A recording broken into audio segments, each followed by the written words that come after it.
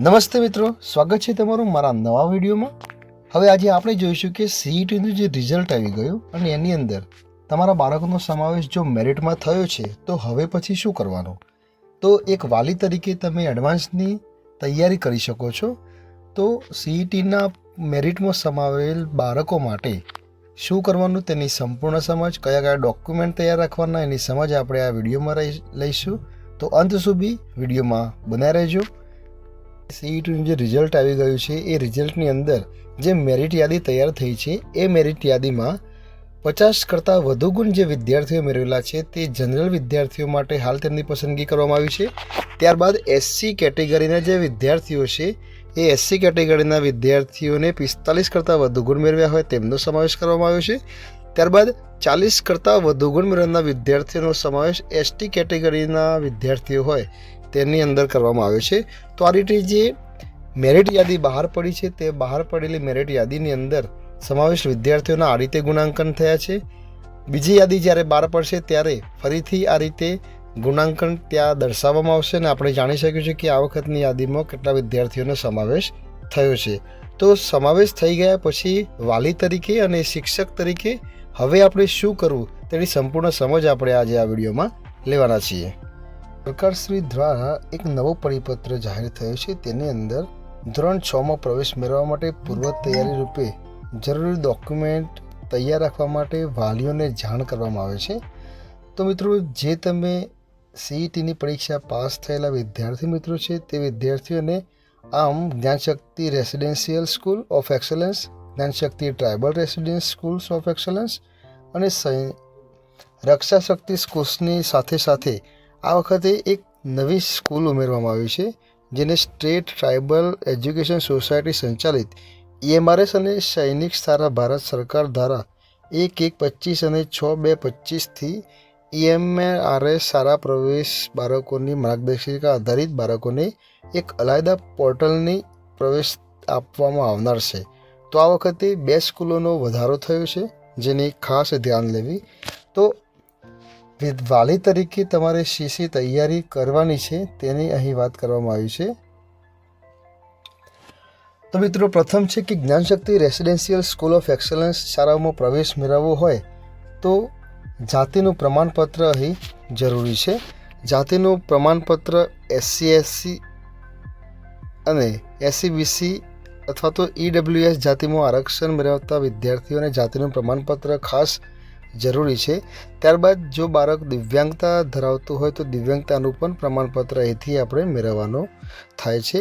ત્યારબાદ Swami Vivekananda Gyanshakti tribal residential school of એક્સલન્સમાં જો બાળકને પ્રવેશ મેળવવાનો હોય તો તેમાં પણ જાતિનું પ્રમાણપત્ર, તેની અંદર જાતિનું પ્રમાણપત્ર જરૂરી છે। ત્યારબાદ દિવ્યાંગતા બાબતનું પ્રમાણપત્ર PH કેટેગરીમાં આરક્ષણ માટેનું જરૂરી છે।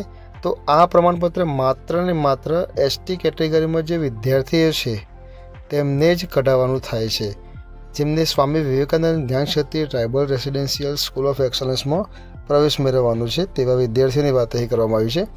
ત્યારબાદ રક્ષા શક્તિ સ્કૂલના શાળાઓમાં પ્રવેશ મેળવવા માટે જાતિનું પ્રમાણપત્ર એ OBC, SC/ST અને EWSની જાતિમાં રક્ષણ મેળવવા માટે તેમજ દિવ્યાંગ હોય તો દિવ્યાંગતા બાબતનું પણ અહીં આરક્ષણ મેળવવા માટે પ્રમાણપત્રની જરૂરિયાત પડે છે।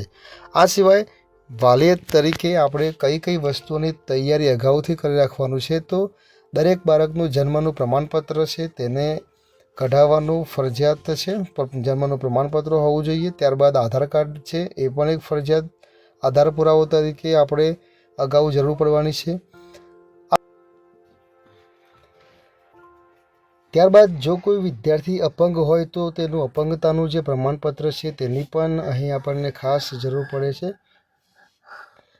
તો અપંગતાનું પ્રમાણપત્ર વિદ્યાર્થીઓને કઢાવવાનું રહેશે।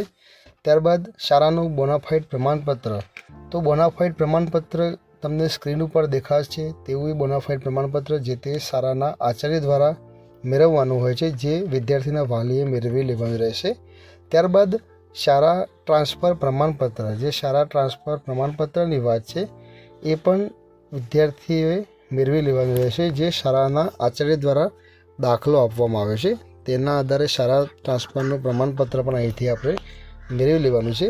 ત્યારબાદ હળપતિ જાતિના વિદ્યાર્થીઓ પોતાના જાતિનું પ્રમાણપત્ર રજૂ કરવાનું રહેશે. જે હળપતિ જાતિના વિદ્યાર્થીઓ હોય તે વિદ્યાર્થીઓ દ્વારા તેમનું પ્રમાણપત્ર રજૂ કરવાનું રહેશે.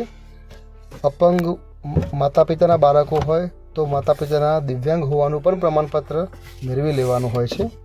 અને જે વિદ્યાર્થીઓના માતા પિતા કોવિડના કારણે મૃત્યુ પામેલા હોય તેવા વિદ્યાર્થીઓના માતા પિતા કોવિડથી મૃત્યુ પામેલા હોય તેવા વિદ્યાર્થીઓના માતા પિતાને પણ ડૉક્ટરનું પ્રમાણપત્ર મેળવી લેવાનું હોય છે.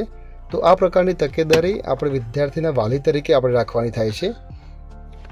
આ ઉપરાંત મુખ્ય કે જ્ઞાન સેતુ મેરિટ સ્કોલરશિપની યોજના માટે એટલે કે જે તે વિદ્યાર્થીઓને પરીક્ષામાં પાસ થયા પછી નવી સ્કૂલમાં કે જોગવાઈ કરેલી સ્કૂલોમાં ભણવા માટે નથી જવું, પરંતુ પોતાની જ શાળામાં અથવા તો બીજી કોઈ સરકારી શાળામાં ભણવા જવું છે, તો તેવા વિદ્યાર્થીઓ માટે જાતિનું પ્રમાણપત્ર, SC અને ST કેટેગરીના આરક્ષણ માટે તેમજ દિવ્યાંગ હોય તો દિવ્યાંગતાનું પ્રમાણપત્ર ફરજિયાત જરૂરી છે. તેના આધારે જ બાળકને શિષ્યવૃત્તિનો જે લાભ મળવાનો થાય છે, જે શિષ્યવૃત્તિનો લાભ મળી શકશે. તો આ પ્રકારની કાળજી, આ પ્રકારના પ્રમાણપત્રો વાલી તરીકે આપણે મેળવી લેવાના રહેશે. તમારે બોનાફાઇડ સર્ટી અને સંમતિપત્રકની PDF જોઈતી હોય તો નીચે મેં મારા ડિસ્ક્રિપ્શન બોક્સની અંદર મારો મોબાઈલ નંબર મૂકેલો છે, તેના પર મને હાય મેસેજ કરી અને પ્રમાણપત્ર એવું લખજો એટલે હું તમને મોકલી આપીશ. હવે આપણે વિડીયોમાં આગળ એ જોઈએ કે કયા વિદ્યાર્થીને કેટલી શિષ્યવૃત્તિ મળવાપાત્ર છે, તો તેની આપણે ચર્ચા કરી લઈએ. તમને જે સ્ક્રીનમાં દેખાય છે તેવું બોનાફાઇડ પ્રમાણપત્ર તમારે આચાર્ય દ્વારા પાસેથી લેવાનું રહેશે. અને બીજું તમને જે સંમતિપત્ર દર્શાવે છે તે સંમતિપત્ર પણ કઢાવવાનું રહે છે. જો આની તમારે કોપી જોઈતી હોય તો મને વોટ્સઅપ પર મેસેજ કરશો. તો મિત્રો, તમને જે રીતે સ્ક્રીનમાં દેખાય છે એ રીતને જો વિદ્યાર્થીનો આખરી મેરિટ યાદીમાં સમાવેશ થાય તો તેને ગુજરાત રાજ્યની કોઈપણ સરકારી પ્રાથમિક શાળામાં ધોરણ 6માં પ્રવેશ મેળવેલો હોય તો તેવા વિદ્યાર્થીને 6 થી 8નો અભ્યાસ કરવા માટે 5,000 રૂપિયા મળે છે. ત્યારબાદ એ જ વિદ્યાર્થી 9-10માં અભ્યાસ કરવા જાય તો તેને 6,000 રૂપિયા મળે છે. અને જ વિદ્યાર્થી 11-12નો અભ્યાસક્રમ કરવા માટે જાય તો તેને 7,000 રૂપિયાની શિષ્યવૃત્તિ આ CETના પાસ વિદ્યાર્થીઓને મળવાપાત્ર થાય છે. ત્યારબાદ આપણે જો આગળ જોઈએ, આગળની જો વાત કરીએ તો આ યોજના અંતર્ગત જો વિદ્યાર્થીનો મેરિટ યાદીમાં સમાવેશ થાય તો નિયામક શાળાઓની કચેરી દ્વારા પસંદ થયેલ અનુદાનિત શાળાની યાદીમાંથી કોઈ શાળામાં ધોરણ 6માં પ્રવેશ મેળવેલ હોય તો તેવા બાળકોને પણ 5,000 શિષ્યવૃત્તિ, 9-10ના અભ્યાસ કરવા માટે 6,000ની શિષ્યવૃત્તિ તેમજ 11-12નો અભ્યાસ કરવા માટે 7,000ની શિષ્યવૃત્તિ મળવાપાત્ર થતી હોય છે. ત્યારબાદ હવે જે છેલ્લો ઓપ્શન છે કે જો યોજના મેરિટમાં સમાવેશ થાય અને નિયામક શાળાઓની કચેરી દ્વારા પસંદગી પામેલ વિદ્યાર્થી આ શાળાની યાદીમાંથી કોઈ શાળામાં ધોરણ 6માં પ્રવેશ મેળવેલ હોય તો તે નીચે મુજબની સ્કોલરશિપ મળશે.